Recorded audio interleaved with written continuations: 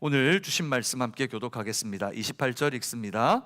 무화과 나무의 비유를 배우라. 그 가지가 연하여 지고 잎사귀를 내면 여름이 가까운 줄 아나니 이와 같이 너희가 이런 일이 일어나는 것을 보거든 인자가 가까이 곧 문 앞에 이른 줄 알라.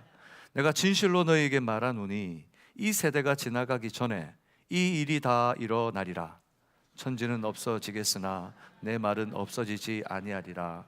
그러나 그 날과 그때는 아무도 모르나니 하늘에 있는 천사들도 아들도 모르고 아버지만 아시느니라. 주의하라, 깨어 있으라. 그때가 언제인지 알지 못함이라. 가령 사람이 집을 떠나 타국으로 갈 때에 그 종들에게 권한을 주어 각각 사물을 맡기며 문지기에게 깨어 있으라 명함과 같으니, 그러므로 깨어 있으라. 집주인이 언제 올는지, 혹 저물 때일는지, 밤중일는지, 닭 울 때일, 새벽일진 너희가 알지 못함이라. 그가 호련히 와서 너희가 자는 것을 보지 않도록 하라. 37절 시작. 깨어 있으라. 내가 너희에게 하는 이 말은 모든 사람에게 하는 말이니라 하시니라. 좌우에 있는 분들에게 우리 권면하겠습니다. 말씀이 능력입니다. 말씀이 소망입니다.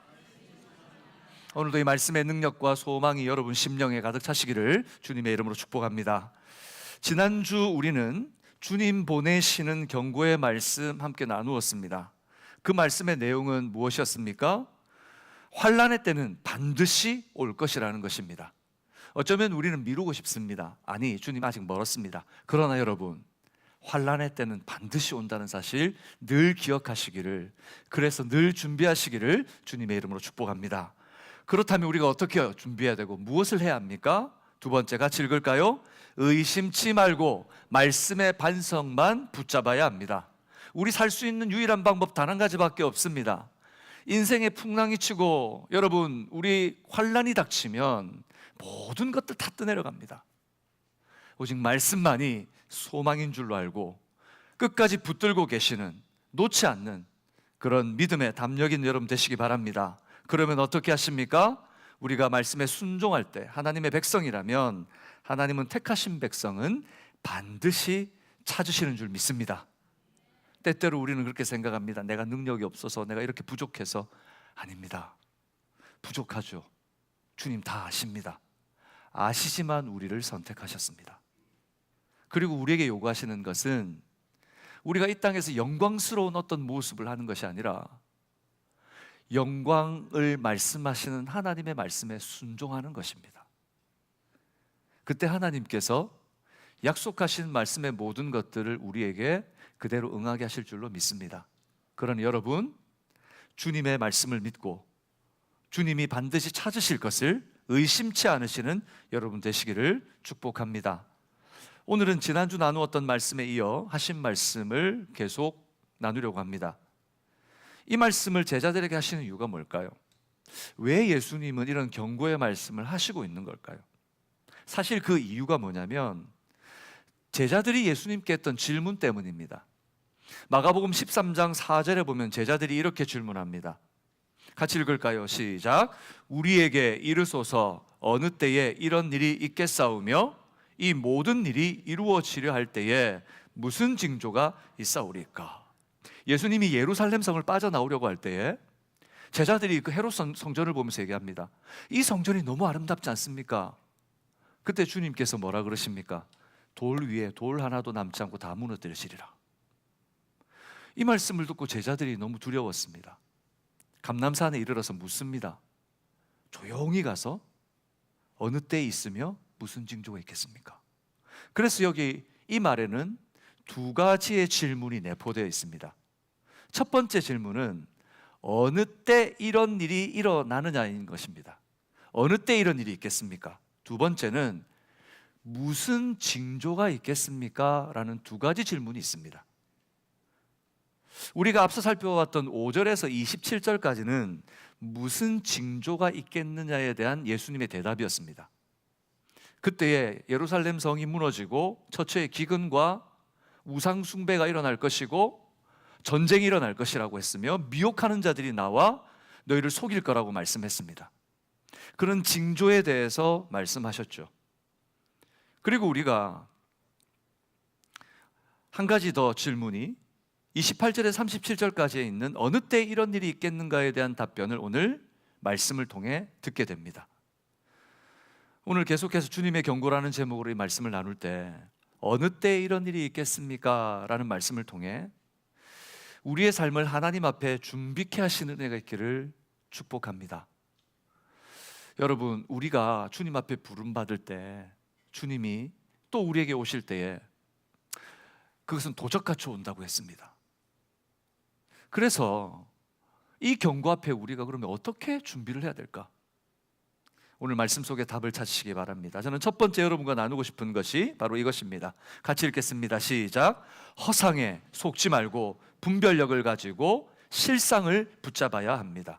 허상에 속지 마셔야 합니다.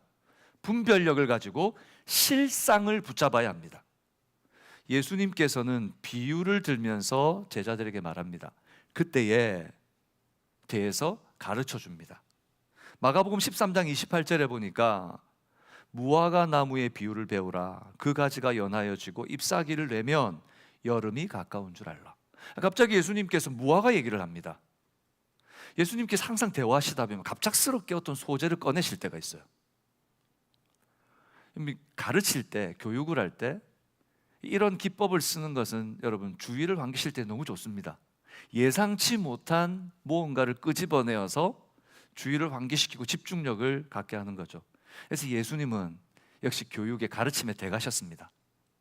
갑자기 무화과 얘기를 꺼냅니다. 제자들이 예수님 앞에 마지막 때서 묻다가 갑자기 아마 머릿속으로 많은 것을 생각해야 됐을 겁니다.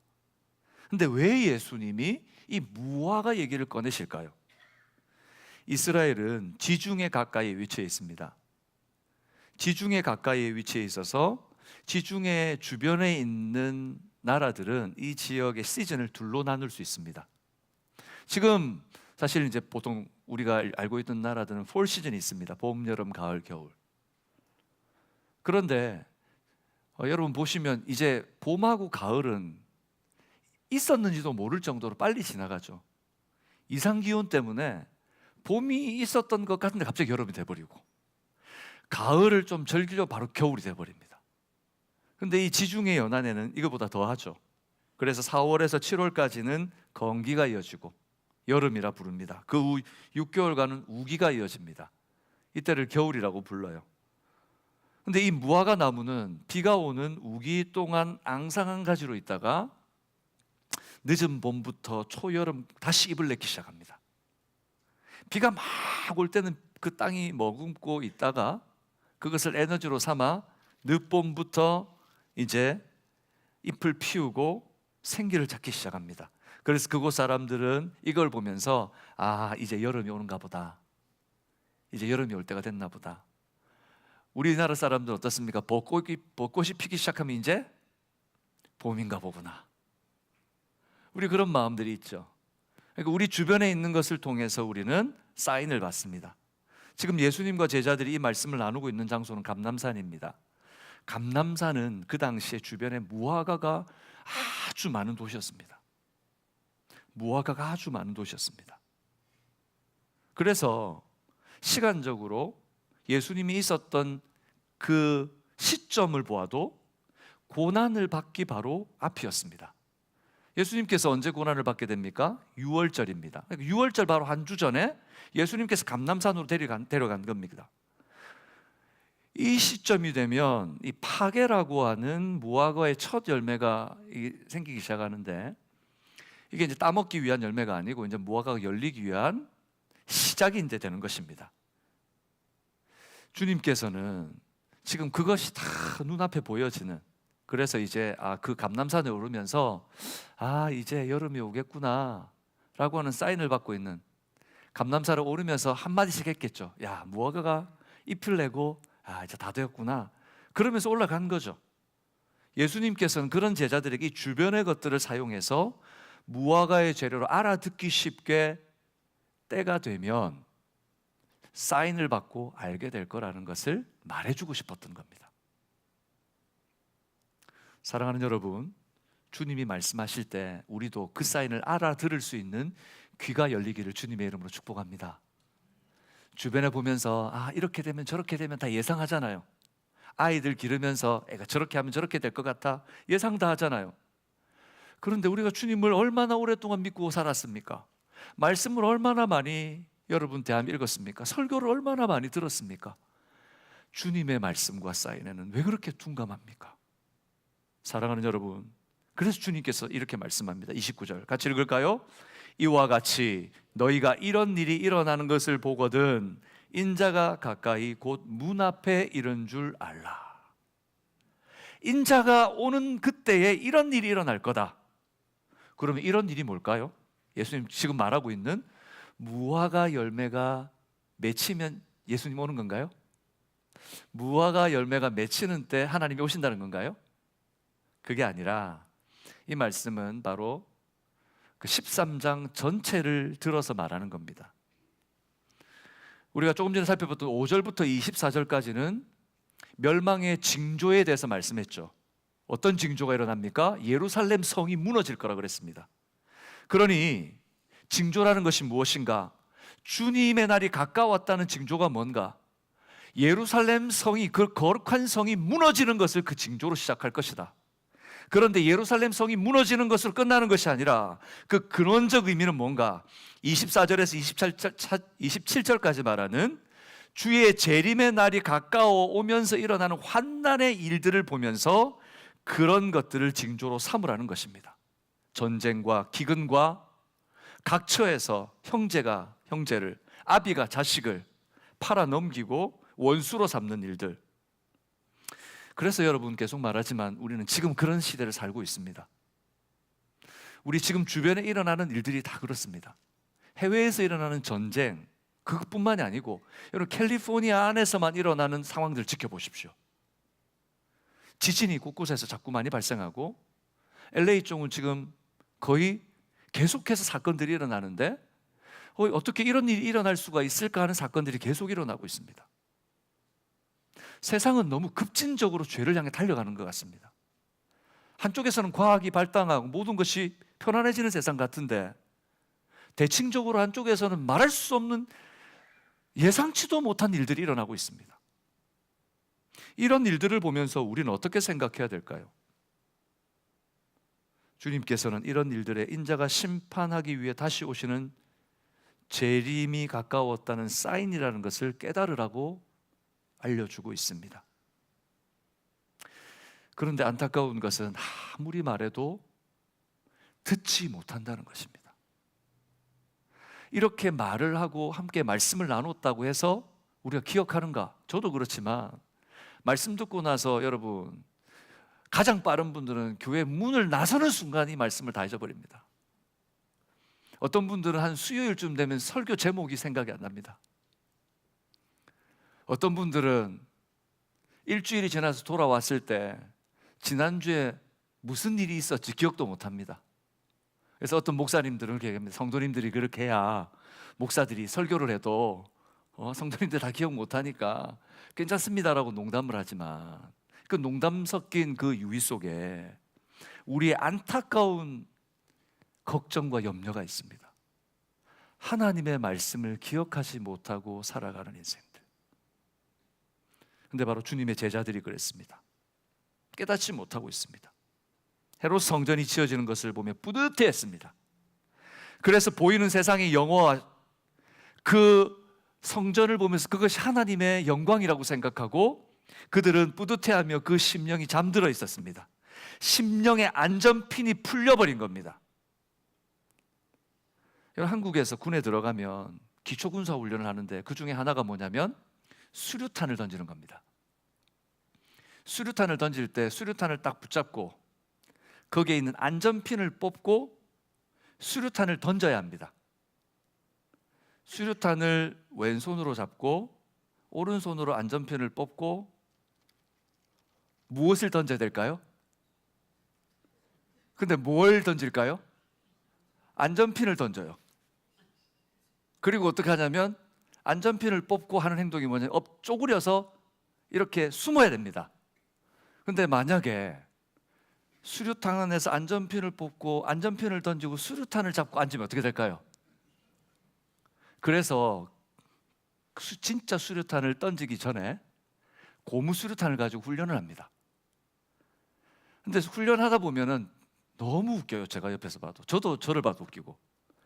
대학까지 나오고 대학원까지 나오고 사회에서는 엘리트라고 부르고 모든 교육을 다 받았는데도 이런 말씀 죄송합니다. 다 바보 같아요. 수류탄 던져라고 하는데 안전핀 던지고 있고, 엎드리라고 하는데 던지고 나서 멍하니 보고 있어요. 근데 영적으로 우리가 주님의 말씀을 제대로 해석하고 붙들고 있지 못하면 영적 안전핀이 풀린 채 그대로 있는 수류탄과 같다는 거예요. 잘못된 꿈에서 깨어나라고 지금 예수님께서 말씀하시는 겁니다. 어쩌면 우리는 그 안전핀이 뽑힌 채로 살아가는 사람들일 수 있습니다.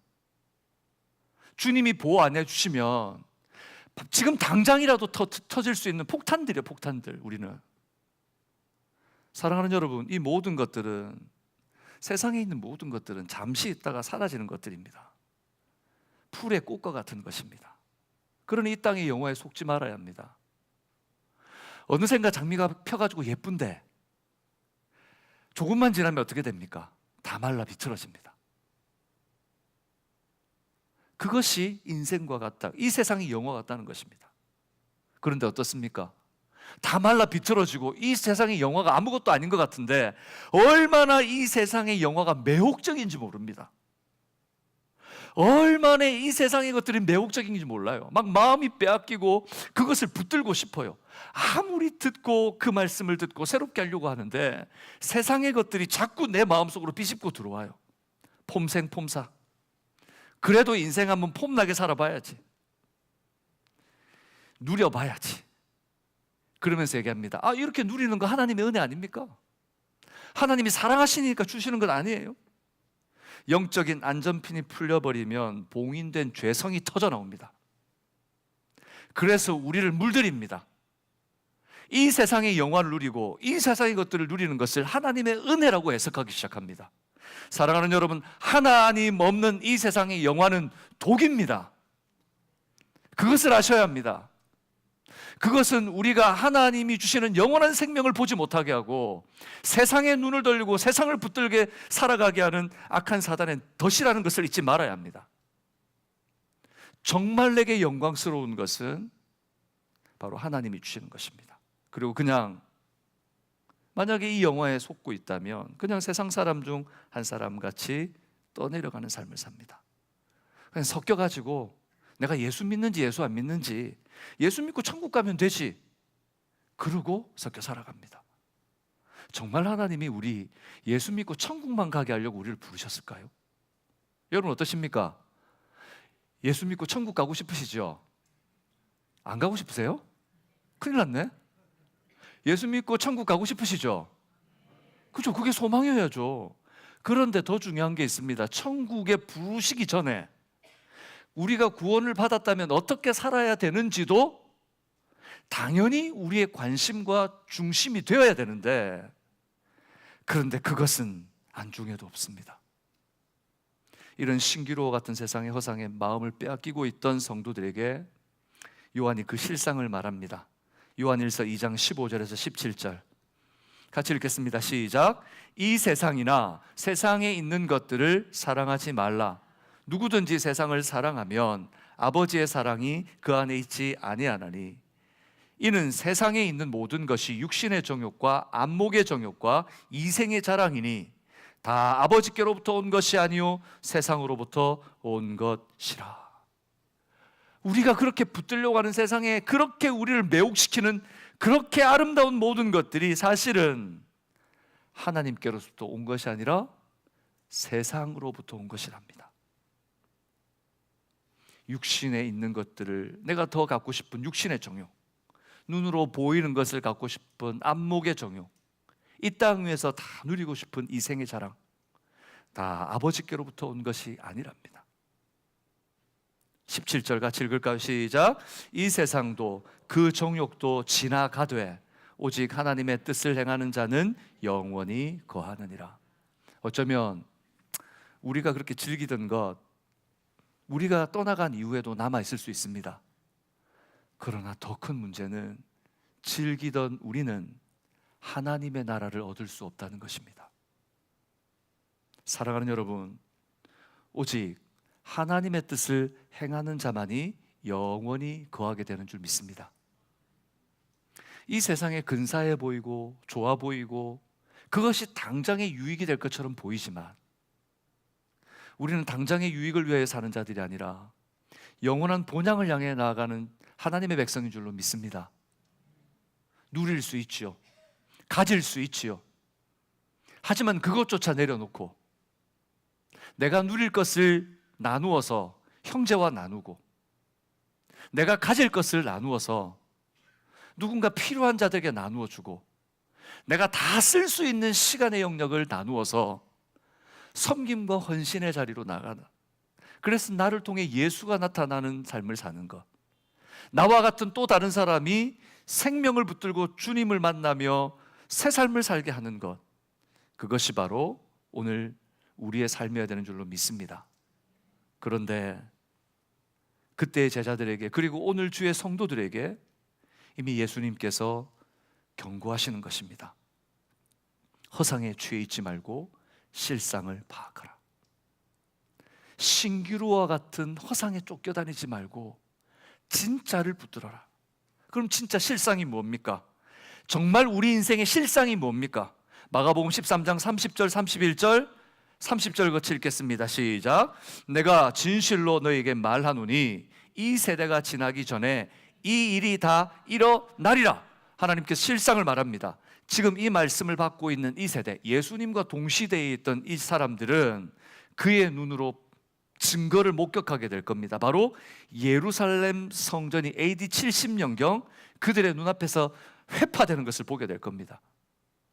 다 허상이라는 것을 보게 될 겁니다.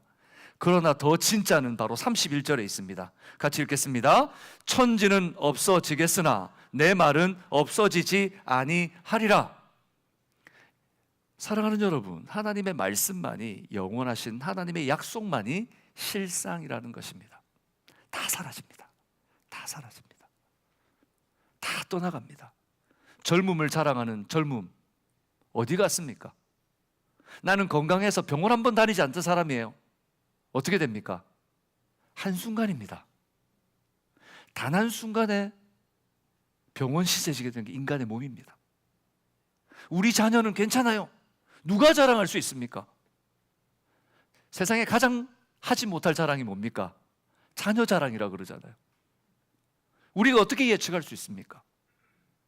사랑하는 여러분, 오직 변하지 않는 것은 영원하신 하나님의 말씀밖에 없습니다.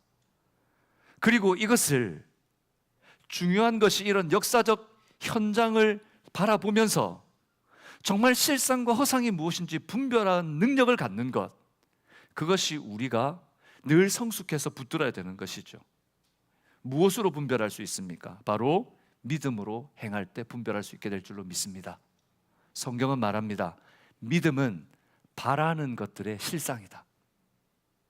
믿으면 바라는 것들의 허상이 아닌 실상이 무엇인지 하나님께서 보게 하십니다. 이 세상이 어떤 세상인지 허상이 아니라 믿음 가운데 하나님께서 성령으로 눈을 열어 실상을 보게 하십니다. 그 영혼이 정말 하나님을 믿는지 믿지 않는지, 정말 구원받은지 구원받지 않은지 믿음으로 행하며 우리가 설 때에 실상을 보게 하시고 그 영혼을 위해 애쓰게 하시는 줄로 믿습니다. 그러니 사랑하는 여러분, 허상에 속지 말고 분별력을 가지고 실상을 붙드는 믿음의 삶을 살아가시기를 주님의 이름으로 축복합니다. 그래서 우리는 두 번째, 같이 읽을까요? 늘 깨어 있어야 하는 것은 하나님의 때를 누구도 예측할 수 없기 때문입니다. 그런데 이런 삶을 살면서, 믿음의 삶을 쉬고 싶을 때가 있잖아요. 잠시 내려놓고 나도 좀 내 삶에 그냥 집중하고 싶을 때가 있잖아요. 하나님을 위해 섬기고 헌신하는 것이 너무 좋은데 그 좋은 것도 좀 내려놓고 싶을 때가 있습니다. 근데 신앙생활을 하다 보면 제가 오랜 동안 사역을 하면서 느끼는 것 중에 하나는, 많은 성도님들이 그럽니다. 섬기다가 이제 제가 이번 한 해는 좀 쉬었으면 좋겠습니다. 그런데 여러분, 쉬면은 회복되겠습니까? 쉬면은 믿음이 회복될 것 같아요? 아닙니다. 제가 만났던 거의 99%의 성도님들은 쉼이 회복이 아니라 쉼이 망가지는 시간이었어요. 우리에게 쉼은, 진짜 쉼은 세상적인 허상이 아니라 주 안에 있을 때 참 쉼이 되는 줄로 믿습니다. 진짜 쉼은 거기 있어요. 우리가 주님의 나라를 위해 섬기기 때문에 섬기는 것으로 힘든 것이 아니라 주님을 붙들지 않고 내 힘으로 섬기기 때문에 우리가 지치고 낙담되는 거예요. 오늘 마가복음 13장 32절에 이렇게 말합니다. 그러나 그날과 그때는 아무도 모르나니 하늘에 있는 천사들도 아들도 모르고 아버지만 아시느니라. 주님이 오실 그날이라는 것을 아무도 모른대요, 여러분. 누구도 알 수 없는 일이래요. 심지어 천사까지도 모른대요. 그 당시에 유대인들은 하나님을 수종드는 천사들, 누구보다도 하나님이 하시는 일에 대해서 알 것 같은데 그 천사들도 모른대요. 근데 더 놀라운 것은 아들이신 예수님도 모른대요. 하나님과 권능과 영광이 동등하신 성자 하나님께서 이 사실을 자기도 모른대요. 이게 무슨 말입니까? 예수님도 모르는 일이 있어요? 또 성경이 제대로 기록된 게 맞습니까? 여기에 대한 여러 가지 복잡한 해석들이 있습니다. 신학자들이 이런 해석 저런 해석을 막 내어놓습니다. 그런데 그런 복잡한 해석과 설명들을 다 차치하고 핵심은 뭔가? 바로 그 날에 대한 고난, 마지막 날에 대한 결정은 오직 성부 하나님만이 그 주권 속에 가지고 계시다는 겁니다. 여러분, 언제 나를 주님 부르실까요? 누구만 아십니까? 하나님만 아십니다. 여러분, 여기서 누가 주님 앞에 제일 먼저 부름을 받겠습니까? 계산하지 마세요. 계산해봤자 소용없습니다. 주님의 권능 안에 있습니다. 아멘이십니까? 아무도 모릅니다. 아무도 모릅니다. 이번 한 해를 지나면서 많은 장례를 치렀습니다. 그 장례를 치르면서 누가 정말 주님이 부르시고 언제 불려가는가? 아무도 예측할 수 없습니다. 아무도 예측할 수 없습니다. 그런데 우리는 어떤 마음을 가지고 살고 있습니까? 이 말은 우리가 노력을 한다고 해도 하나님의 나라를 알 수 없다는 말입니다. 아무리 예측하려고 해도, 아무리 과학적인 증거를 내밀고 사회학적인 증거들을 가지고 이러하니까 언제쯤 이런 일이 될 거다고 아무리 말한다고 한들 무의미한 것이라는 것입니다. 하나님의 때는 세상적인 기준이 아니라 하나님의 기준으로 이루어지는 줄로 믿습니다. 하나님께서 말씀하셨습니다. 온 민족과 열방과 언어 가운데 하나님의 복음이 증거되면 그 제야 내가 오리라. 믿으십니까? 그때 주님께서 오시게 될 것입니다. 그러니 여러분, 허상을 쫓지 마시고 정말 우리가 붙들어야 될 것이 무엇인지 기억하시기 바랍니다. 그래서 이사야 선지자는 아무리 말을 해도 돌아오지 않는 이스라엘 백성들을 보면서 그들에게 이렇게 권면합니다. 이사야 55장 6절에서 9절까지 말씀인데 6절 말씀 다 같이 읽을까요? 시작. 너희는 여호와를 만날 찾으라. 가까이 계실 때에 그를 부르라. 7절. 악인은 그 길을 불의한 자는 그 생각을 버리고 여호와께 돌아오라. 그리하면 그가 긍휼히 여기시리라. 우리 하나님께 돌아오라. 그가 너그럽게 용서하시리라. 8절입니다. 시작. 이는 내 생각이 너희의 생각과 다르며 내 길은 너희의 길과 다름이라.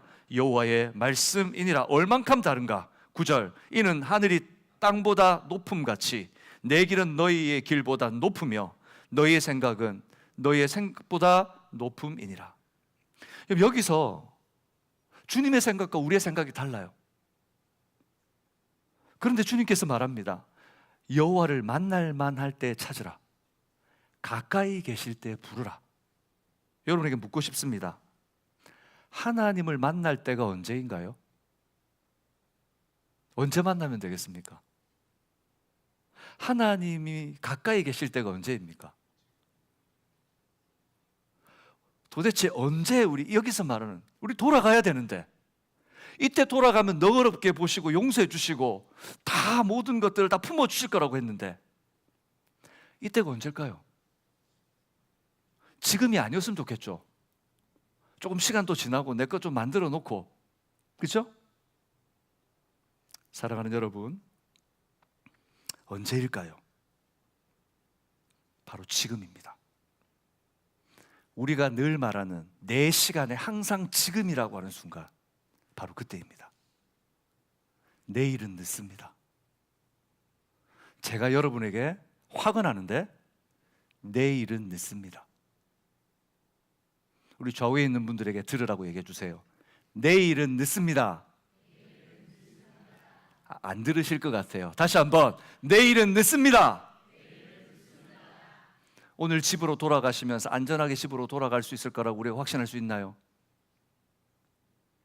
오늘 잠을 청하면서 잠이 들었어요. 내일 아침 안전하게 일어날 수 있을 거라고 어떻게 장담하죠, 여러분? 제가 알던 많은 성도님들 중에 저도 잠들면서 그런 생각을 할 때가 있습니다. 내가 내일 일어날 수 있을까?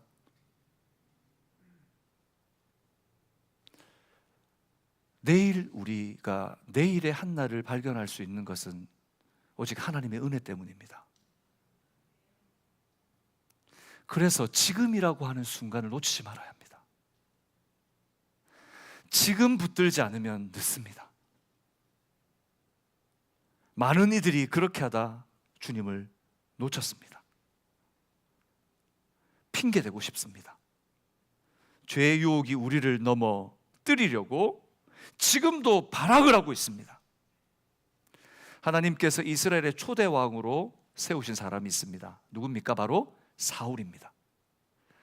하나님을 신뢰하지 못하고 세상의 방법대로 왕을 요구한 이스라엘에게 하나님께서는 그들의 악한 의도를 아셨습니다. 하지만 하나님 얼마나 좋으신 분인가. 그 또한 선으로 바꾸시고 하나님께서 베냐민 지파 기스의 아들인 사울을 택하셔서 왕으로 세우셨습니다. 사울이 왕으로 세워질 때 아주 겸손했습니다. 수줍이 많고 하나님 말씀에 사람들 앞에 서는 것을 아주 겸손하게 여겼고 근사한 사람이었습니다. 키는 다른 사람보다 머리가 하나 더 높고요, 아주 근사하고 준수하게 잘생긴 청년이었습니다. 누가 보더라도 제왕의 값이었습니다. 사람들이 다 인정하면서 왕으로 세웠습니다. 그런데 여러분, 그런데 그가 왕이 된 이후에 달라지기 시작했습니다. 무엇보다 하나님의 말씀을 이제 가벼이 여기기 시작합니다. 점점 불순종이 깊어져 갔고 어느 날 하나님께서는 사무엘을 통해 사울에게 아말렉을 진멸할 것을 명령하셨습니다. 그리고 시간이 지나서 그 결과를 보기 위해서 사무엘이 사울에게 달려갔습니다. 근데 사울이 하는 일을 보고 사무엘이 경노합니다. 경노합니다. 그때 사울이 변명합니다. 하나님께 더 좋은 제사를 드리려고 이 양들 다 죽이지 않고 좋은 것만 골라서 제가 준비해 놨습니다. 제가 하려고 한 게 아니고 이것도, 아니 우리 백성들이 하나님께 드린다고 남겨놓으라 그러는데 제가 뭐라고 하겠습니까? 백성들이 그렇게 말하니 제가 살려뒀습니다. 아마 사울은 그래도 된다고 이미 마음에 그 생각이 지배적으로 들었던 것 같습니다. 그래도 된다고. 우리도 그럴 때가 있죠. 그래도 된다고. 하나님 말씀, 하나님께서 허락하신 그걸 안 하고 내가 잠시 삐딱선을 타도 그래도 된다고 생각 들 때가 있습니다. 근데 어떻게 됩니까? 어떻게 되었습니까? 사무엘상 15장 22절 23절 같이 읽겠습니다. 시작. 사무엘이 이르되 여호와께서 번제와 다른 제사를 그의 목소리를 청종하는 것을 좋아하심 같이 좋아하시겠나이까? 순종이 제사보다 낫고 듣는 것이 순양의 기름보다 나으니. 23절 이는 거역하는 것은 점치는 죄와 같고 완고한 것은 사신 우상에게 전하는 죄와 같음이라. 왕이 여호와의 말씀을 버렸으므로 여호와께서도 왕을 버려 왕이 되지 못하게 하셨나이다. 사울의 이 결정은, 사울의 이런 변명과 이런 중심을 잃어버린 모습은 하나님 앞에 버림당하게 됩니다. 모세는 어땠습니까? 모세는 하나님께서 온 지면에 가장 온유한 자라고 불러주셨습니다. 모세가 얼마나 온유했냐. 그들을 막 들이받고 모세를 막 혐오하는 그 사람들을 위해서 문제가 있을 때마다 하나님 앞에 무릎 꿇었습니다. 하나님, 제 생명을 취하여 가실지라도 이 이스라엘 백성 용서해 주세요. 그게 바로 모세였습니다. 그런데 단 한 번이었습니다. 단 한 번. 그날은 무슨 날이었을까요? 왜 그런 마음이 들었을까요? 르비딤 반석을 치는데 그냥 하나님께서 반석을 쳐서 물을 내라 했는데 마음에 경로가 일어나는 거예요. 이것들 내가 지금까지 참아줬는데, 우리도 그런 마음이 들 때가 있죠. 신앙생활 하면서 내가 지금까지 근데 지금까지 하면 안 되고 이번에도 그리고 그를 용서해야 될 줄로 믿습니다. 모세도 한 번이었습니다. 그 한 번의 사건으로 약속의 땅 가나안에 들어가는 영광된 순간을 빼앗겼습니다. 사랑하는 여러분, 사람들은 그런 말을 합니다. 10번 잘해두자 1번 실수하면 사람들은 그 마음에 상처받는다고. 10번 잘해주면 뭐하냐고. 1번 실수하면 그거 가지고 잘못했다고 그러는데, 그러면서 우리 주님을 만날 때도 그렇게 생각합니다. 그러나 우리 주님께서 우리에게 뭐라고 말씀하셨습니까? 7번씩 70번까지라도 용서해줘라. 7번씩 70번이 아니고 까지라도. 우리 주님이 우리에게 그렇게 명령하셨다면 우리 주님은 우리를 어떻게 용서하실까요? 우리 주님은 얼마나 우리를 용서하고 계실까요? 그러나 여러분, 그날에는 하나님의 자비가 허용되지 않는다는 것입니다. 그날에는 하나님이 자비를 베풀지 않으십니다. 지금은 하나님의 은혜 때입니다. 지금 우리가 돌아오도록 하나님께서 은혜를 베풀고 계십니다. 그러나 그날이 되었을 때는 그 하나님의 자비는 사라집니다. 그러니 이 한날을 위해 우리 주님께서 오늘 너희가 깨어있으라 말하는 것입니다. 33절 함께 읽을까요? 주의하라, 깨어있으라, 그때가 언제인지 알지 못함이라. 사랑하는 방주의 가족 여러분, 하나님의 때를 누구도 예측할 수 없습니다. 늘 깨어있으십시오. 지금 깨어있어야 합니다. 그때 기대의 날이 될 줄로 믿습니다. 그렇다면 이렇게 기대를 가지고 살아간다는 것은 어떤 삶을 얘기하는 걸까요? 바로 세 번째 같이 읽을까요? 시작. 핑계치 말고 매 순간을 코람데오 신앙으로 살아갑시다. 저를 따라서 할까? 코람데오. 이 말의 의미가 뭡니까? 하나님의 존전 앞에서, 우리가 핑계하지 말고 매 순간을 하나님의 존전 앞에서 사는 거예요. 주님께서 이 비유를 잘 깨닫지 못하는 제자들에게 더 쉽게 비유를 해줍니다. 34절 35절에 보니까 가령 사람이 집을 떠나서 타국으로 갈 때 그 종들에게 각각 임무를 줘요. 권한을 줘요. 어떤 사람에게 사무를 맡기고 문지기에게는 문을 지키게 하면서 깨어있으라 말했어요. 그리고 35절 같이 읽을까요? 그러므로 깨어있으라. 집주인이 언제 올는지, 혹 저물 때일지 밤중일지 닭 울 때일지 새벽일지 너희가 알지 못함이라. 예수님 당시에 종은 마음을 나누고 의견을 나누어야 되는 대상이 아니었습니다. 명령하는 대상이죠. 주인이 미션을 주고 떠났어요. 그런데 주인이 돌아오면 그걸 했는지 안 했는지 확인할 거예요. 그런데 이 주인이 언제 돌아오죠? 주인이 정하지 않았어요. 그건 누구 마음입니까? 주인 마음입니다. 진짜 악한 주인은 언제쯤 올 것 같아요? 일 다 줘놓고 맡겨놓고 진짜 악한 주인은 언제 올 것 같아요? 마음으로만 생각하십시오. 여러분, 진짜 악한 게 뭔지 우리가 알 테니까. 근데 우리 주님은 어떠신 분입니까? God is good. 우리 주님은 좋으신 하나님인 줄 믿습니다.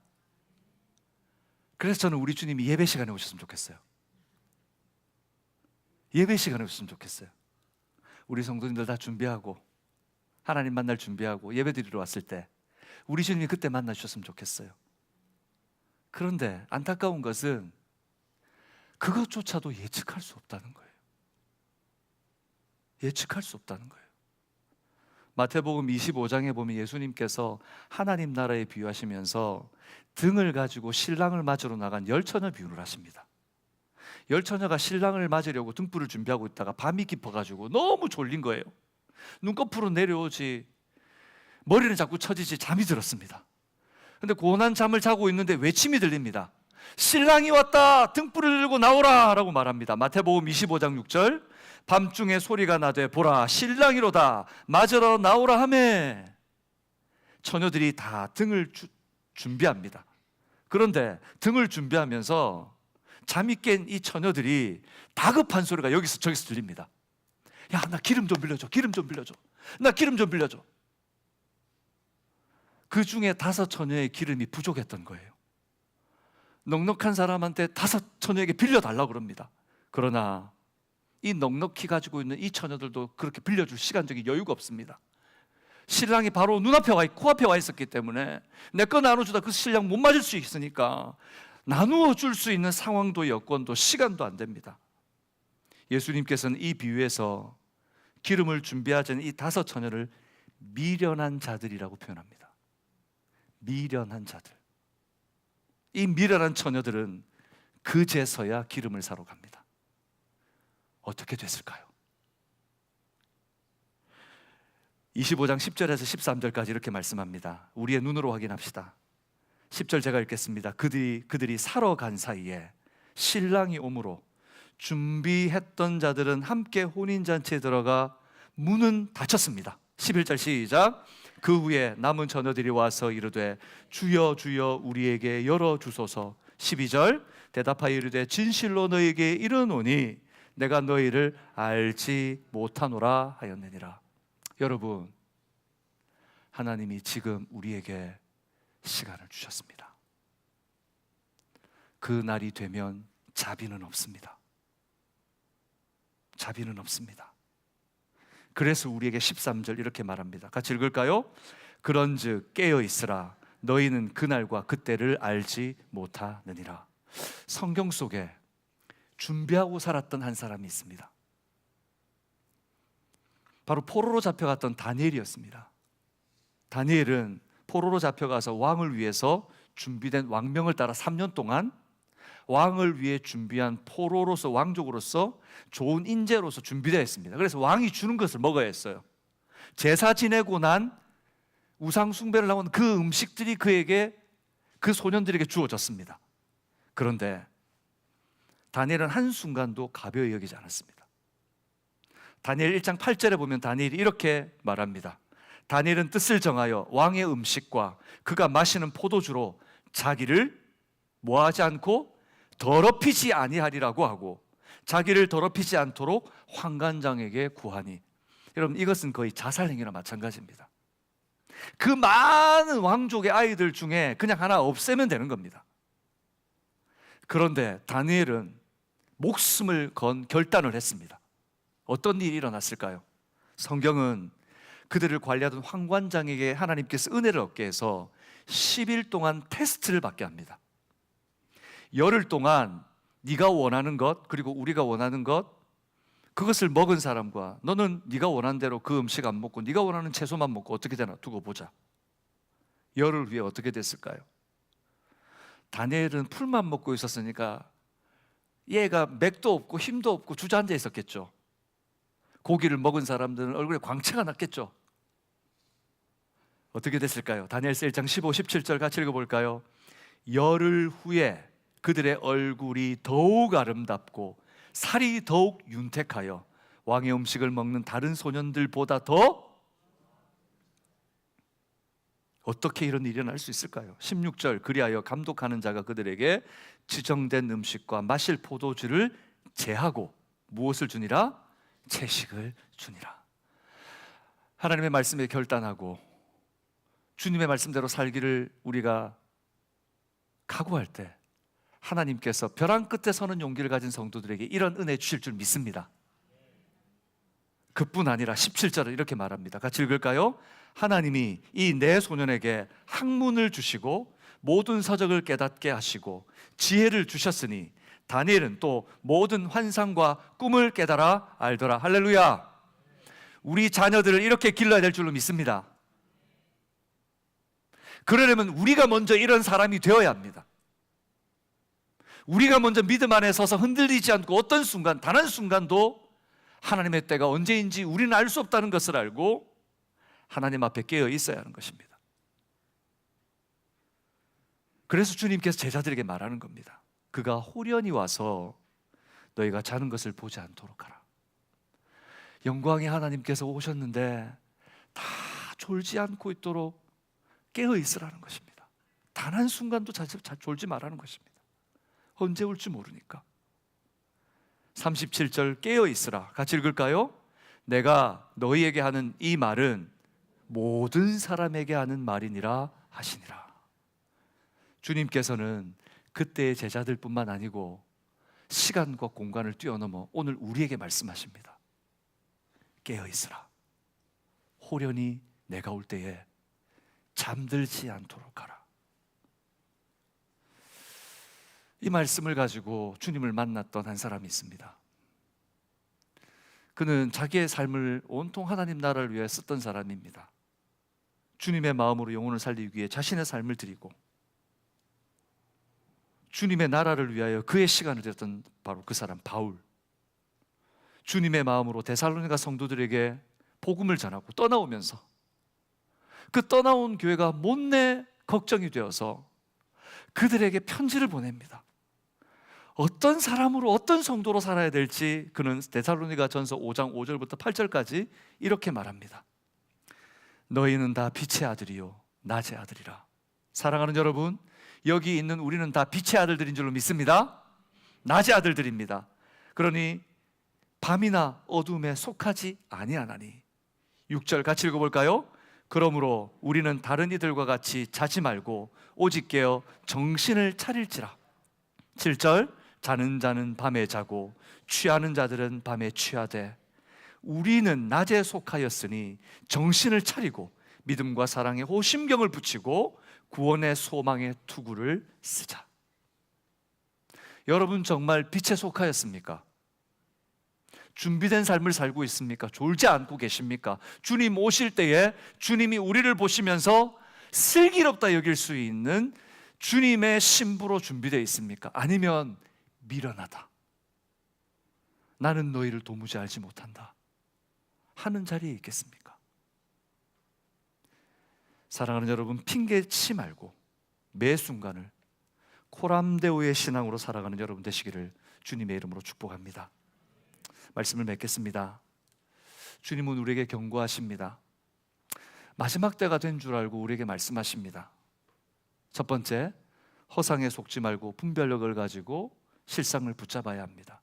여러분 무엇 붙들고 계십니까? 무엇 잡고 계십니까? 주님보다 혹시 더 귀하게 잡고 있는, 내가 붙들고 있는 건 뭡니까? 주님보다 내가 더 사랑하는 건 뭡니까?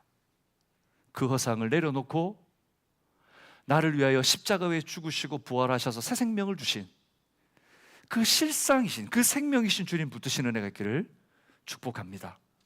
그러기 위해서는 두 번째 같이 읽겠습니다. 시작. 늘 깨어 있어야 하는 것은 하나님의 때를 누구도 예측할 수 없기 때문입니다. 여러분 섣부르게 예측하지 마십시오. 옆 사람 소리, 다른 사람 소리, 누가 하는 소리 듣지 마십시오.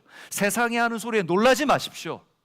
세상이 아무리 떠들어대도 마지막 약속된 한 사람 구원하기 전까지 세상은 멸망하지 않습니다. 할렐루야. 두려워하지 말고 말씀 전해야 되며 두려워하지 말고 하나님의 뜻대로 살면 되는 것입니다. 그러면 세 번째 같이 읽습니다. 핑계치 말고 매 순간을 코람데오의 신앙으로 살아갑시다. 우리 좌우에 있는 분들에게 코람데오의 신앙으로 삽시다. 좌우에 있는 분을 안 보시는 분 세 분 발견했습니다. 지금 자, 옆에 분에게 다시 한번 코람데오의 신앙으로 삽시다. 왜 이렇게 말하느냐? 말해도 안 해요. 들려줘도 안 돼요.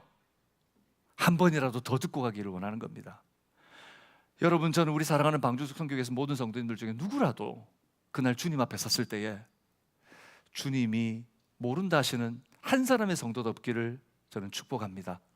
오늘 예배를 드리면서 받은 이 말씀을 이번 한 주일 동안 붙들고 살아가시는 여러분 되시기를 주님의 이름으로 축복합니다.